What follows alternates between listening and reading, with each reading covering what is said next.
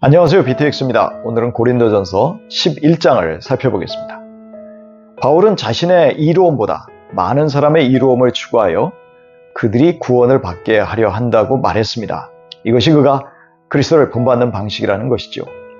그리스도도 사람들의 구원을 위해 하나님으로서의 권리조차 내려놓으셨기 때문입니다. 바울은 고린도 성도들에게 그리스도를 본받는 자신을 본받으라고 자신 있게 말하고 있습니다.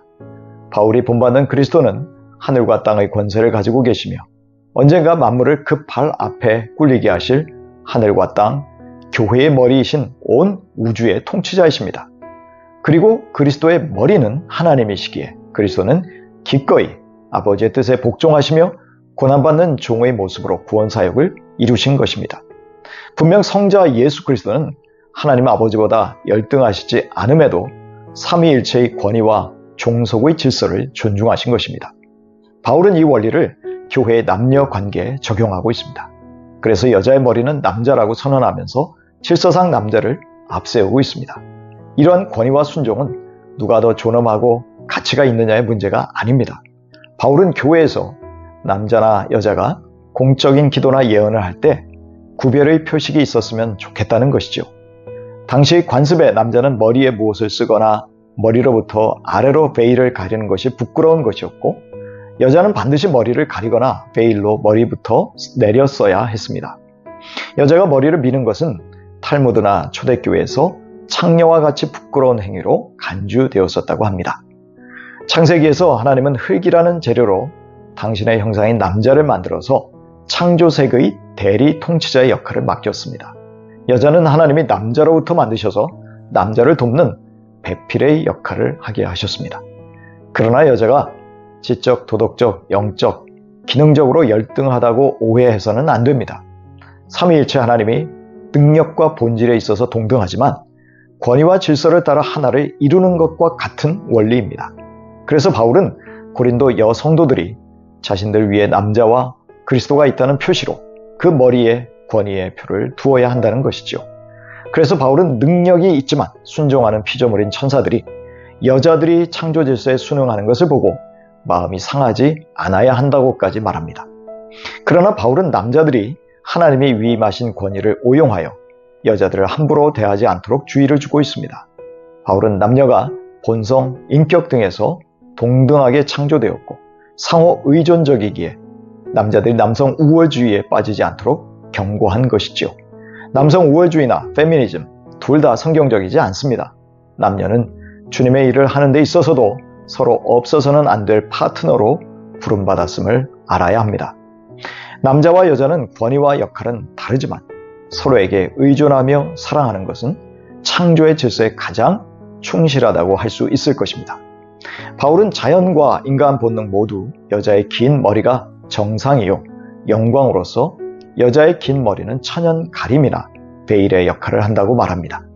바울은 당시 초대교회의 관습을 통해서 교회 안의 남녀가 창조의 질서를 존중하기를 원하고 있습니다. 바울은 또 다른 교회의 문제점으로 주님의 만찬에 대한 오용을 들고 있습니다. 당시 사회적으로 부유한 계층의 그리스도인과 빈궁하고 낮은 신분의 사람들이 한 교회에 있었지만 서로 나뉘어 있었습니다. 이들은 각자 자신들이 준비한 만찬을 갖다 먹으면서 어떤 이는 먼저 풍성하게 먹고 취하고 어떤 이는 늦게 오느라 남겨진 음식이 없으므로 굶는 상황이 연출되었습니다. 그렇다면 차라리 집에서 먹는 것이 낫다고 꼬집으면서 바울은 이러한 모습이 하나님의 교회를 업신여기는 행위요 가난한 사람들을 부끄럽게 하는 것이라고 지적합니다. 고린도 교인들은 교회의 약한 지체들을 돌봄으로 주님의 교회를 존중했어야 했습니다. 바울은 주님으로부터 직접 전해받은 성찬의 본래 의미를 설명합니다. 예수님은 당신이 직접 체포되시던 밤에 다락방에서 유월절 만찬을 드시고 계셨는데 출애굽을 상징했던 무교병이 이제 당신의 성육신한 몸을 상징한다고 말씀하셨습니다. 예수님은 빵을 떼어 제자들에게 주시면서 제자들을 위해 당신의 몸을 주시는 것이라며 제자들로 하여금 이 의식을 행하고 기억하라고 명령하셨습니다. 그리고 포도주 잔을 주시면서 당신의 피로 세운 새 언약이라고 말씀하십니다. 유월절 어린 양의 피가 이스라엘 백성을 애굽의 노예에서 구원하였듯이 세상을 구원하는 그리스도의 피는 죄에서 구원으로, 죽음에서 생명으로, 사탄의 영역에서 하나님의 다스림이 있는 천국으로 옮겨지게 하셨습니다. 주님은 당신의 피를 상징하는 포도주를 마실 때마다 구원의 주님을 기억하라고 명령하셨습니다. 아울러 주님은 우리가 이 성찬을 행할 때마다 당신의 죽으심을 재림 때까지 선포하게 하셨습니다.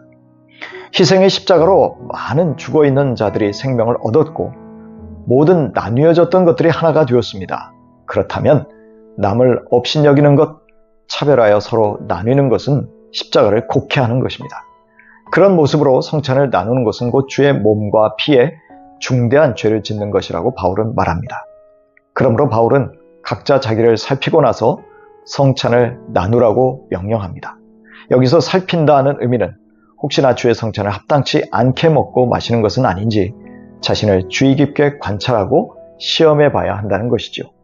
그렇지 않으면 자기가 스스로 단죄하여 심판을 먹고 마시는 것이기에 약한 자, 병든 자들, 심지어 죽은 자들도 적지 않았다는 것입니다.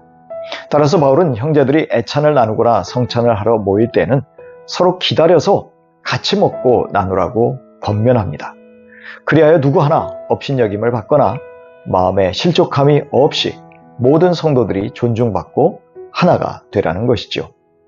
고린도전서 11장 11절 이하입니다.